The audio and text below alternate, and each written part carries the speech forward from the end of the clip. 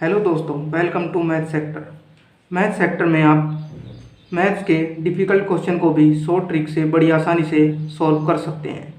तो आज हमारा एक चैप्टर है एज रिलेटेड क्वेश्चंस को लेकर।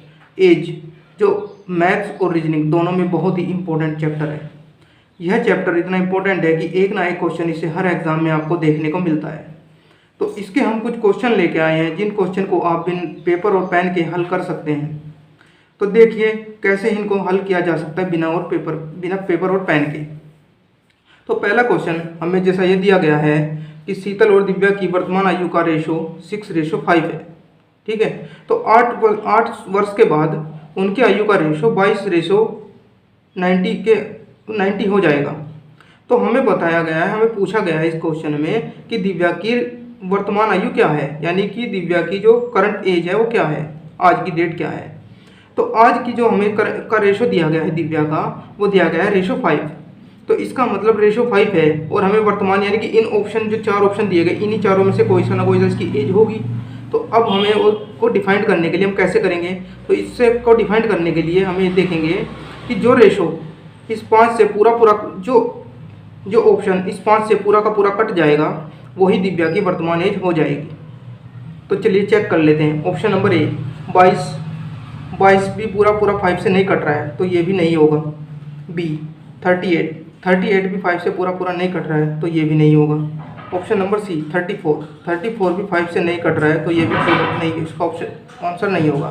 तो 30 एक ऐसा आंसर है जो इससे पूरा कट रहा है, तो इसका मतलब दिव्या की वर्तमान एज हो जाएगी 30 ईयर। अगर इसी क्वेश्चन में आपसे पूछ लिया जाए कि शीतल की वर्तमान एज क्या होगी, तो शीतल की जब हमें डिफाइन कर लिया कि दिव्या की वर्तमान एज 30 है, तो इसका मतलब कि 5 = 30, क्योंकि ये रेशो में है और ये एक्चुअल में है। तो एक रेशो की वैल्यू हमारी कितनी आ जाएगी 6, और शीतल का रेशो कितना हुआ है 6, तो 6/6। तो इसका मतलब शीतल की वर्तमान एज हो जाएगी 36। तो इस सवाल के हमने दोनों की ही एज बड़ी आसानी से निकाल ली है। तो अब देख लेते हैं इसके अगले क्वेश्चन। आइए अब देख लेते हैं क्वेश्चन नंबर 2। क्वेश्चन नंबर 2 में दिया गया है पिता और पुत्र, मतलब कोई पिता और पुत्र हैं, उनकी आयु का अनुपात 7:2 है। 5 साल पहले उनकी उम्र का गुणनफल 150 था, मतलब 5 साल पहले जो उनकी एज थी उन दोनों का गुणनफल 150 था।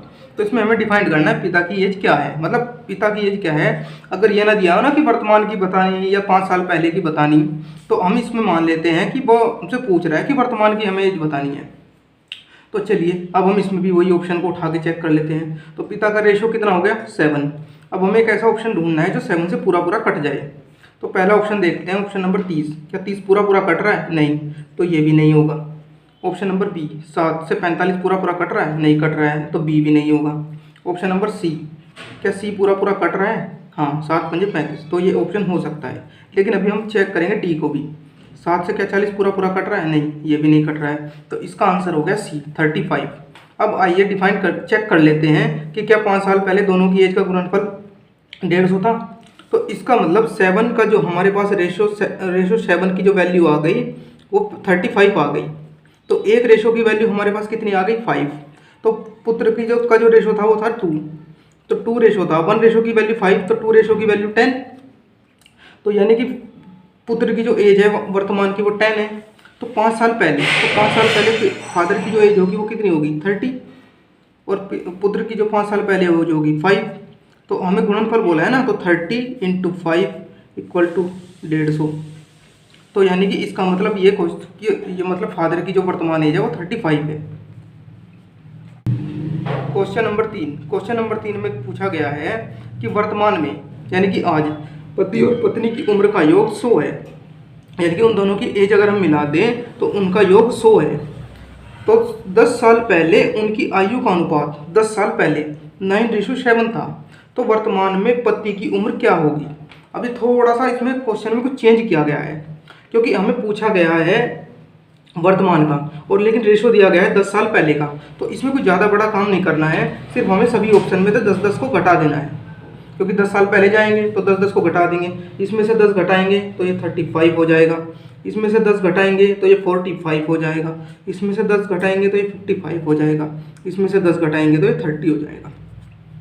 अब हमें जो घटाने के बाद जो हमारे ऑप्शन बने ना, उनको देखना है कि पति की जो वर्तमान एज है वो 9 है रेशो में, ठीक है। 10 साल पहले 9 थी, तो अब इनमें से ये देखना है कि 9 से कौन सा पूरा पूरा कट रहा है। क्या 35 पूरा पूरा कट रहा है? नहीं, तो ऑप्शन नंबर ए भी नहीं होगा। ऑप्शन नंबर बी पूरा पूरा कट रहा है, बिल्कुल, तो ये हो सकता है। क्या 55 पूरा पूरा कट रहा है? नहीं, ये भी नहीं कट रहा है, तो ये भी नहीं होगा। क्या 30 पूरा पूरा कट रहा है? नहीं, तो ये भी नहीं होगा। तो इसका आंसर हो जाएगा 45, यानी कि 10 साल पहले पति की जो एज थी वो 45 ईयर्स थी, यानी कि 45 वर्ष थी। अब चेक कर लेते हैं क्या दोनों का योग 100 होगा। जब पति की 45 है तो पत्नी की कितनी होगी, यानी कि 9 रेशो की वैल्यू कितनी होगी 45, तो 1 रेशो की कितनी होगी 5, तो 7 रेशो की वैल्यू कितनी होगी 35, तो यानी कि दोनों का योग तो वर्तमान में ये 10 साल पहले पति की 45 थी और 10 साल पहले पत्नी की 35 थी, तो आज कितनी हो जाएगी 55 और पत्नी की कितनी हो जाएगी 45। अब दोनों का ऐड करो 100 आ जाएगा, 5 5 10 और 5 4 9 और 1 एक जो फसिल का था वो 10 100, यानी कि ये क्वेश्चन भी हमने बड़ी आसानी से सॉल्व कर लिया। क्वेश्चन नंबर 4 में दिया गया है रंगीता और शाहीन की वर्तमान एज का अनुपात 6:5 है, तो 12 वर्षों के बाद उनकी उम्र का अनुपात 7:6 होगा, तो रंगीता की वर्तमान आयु कितनी होगी। तो रंगीता का वर्तमान रेशो कितना है 6। अब हमें ऑप्शन को देखना है कि ऑप्शन में 6 से कौन सा पूरा पूरा कट रहा है। तो ऑप्शन नंबर ए 6 पूरा पूरा कट रहा है, तो ये भी हो सकता है। 55 का पूरा पूरा कट रहा है, नहीं कट रहा है। 72 पूरा कट रहा है, तो ये भी हो सकता है। लेकिन अब यहाँ हम फंस सकते हैं, लेकिन हमें डरने की कोई बात नहीं है, क्योंकि हमारे पास दूसरा रेशो भी दिया हुआ है। अभी देख लेते क्या ये पूरा पूरा कट रहा है। 28 पूरा पूरा नहीं कट रहा है, तो इसका मतलब इसके 2 ऑप्शन आ रहे हैं, यानी कि ऑप्शन ए भी हो सकता है, ऑप्शन सी भी हो सकता है। अब हमें चेक करना है कि इन दोनों से कौन सा ऑप्शन सही होगा। तो इसके लिए हमें क्या करना पड़ेगा 12 वर्ष के बाद। तो अब हम क्या करेंगे, इन दोनों में 12 ऐड कर देंगे रेशो में। तो इसमें 12 ऐड किया तो कितना हो गया 72, इसमें 12 ऐड किया तो कितना हो गया 84। अब हमें देखना है कि 84 यानी कि रंगीता का 12 साल के बाद रेशो कितना है 7। तो 7 से हमें ये देखना है दोनों में से कौन सा 7 से पूरा पूरा कट रहा है, यानी कि ये पूरा पूरा नहीं कट रहा है, तो ऑप्शन ए तो नहीं होगा। ऑप्शन सी पूरा पूरा कट रहा है, तो इसका मतलब ऑप्शन सी। इसका मतलब यह है कि रंगीता की जो वर्तमान एज है वो 72 ईयर्स है। देखा हमने ये भी क्वेश्चन कितनी आसानी से सॉल्व कर लिया। तो अब चलते हैं क्वेश्चन नंबर 5 की तरफ, जो है इस वीडियो का लास्ट क्वेश्चन। क्वेश्चन नंबर 5 इसमें दिया है कि सिमी और सीमा की वर्तमान आयु का रेशो 5:4 है और 9 वर्षों के बाद उनकी आयु का रेशो 8:7 हो जाएगा, तो सिमी की वर्तमान एज क्या होगी। तो अब देख लेते हैं उसी तरीके से क्या हमारा यहाँ पे भी ये फॉर्मूला यूज़ हो रहा है या नहीं हो रहा है। तो अब हम उठाएंगे सिमी की वर्तमान एज का रेशो, तो कितना है 5 है। अब देखो 5 से कौन सा कट रहा है, तो सीधा सीधा दिख रहा है कि एक ही कट रहा है, यानी कि ऑप्शन नंबर बी।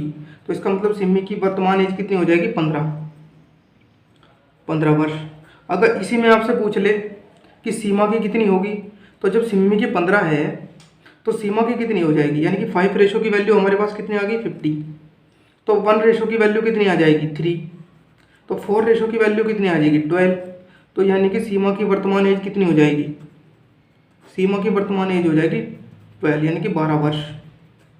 तो देखा दोस्तों कितनी आसानी से हमने अपनी इस ट्रिक से बिना पेन और पेपर के सिर्फ ऑप्शन से ही इन सभी क्वेश्चन को हल कर लिया है। अब आप घर पर इन क्वेश्चन की प्रैक्टिस कीजिए, ज़्यादा से ज़्यादा क्वेश्चन की, क्योंकि मैथ्स की आप जितनी से ज़्यादा प्रैक्टिस करेंगे आपका मैथ्स उतना ही अच्छा हो जाएगा। तो फिर मिलते हैं नेक्स्ट वीडियो में, तब तक के लिए जय हिंद, धन्यवाद।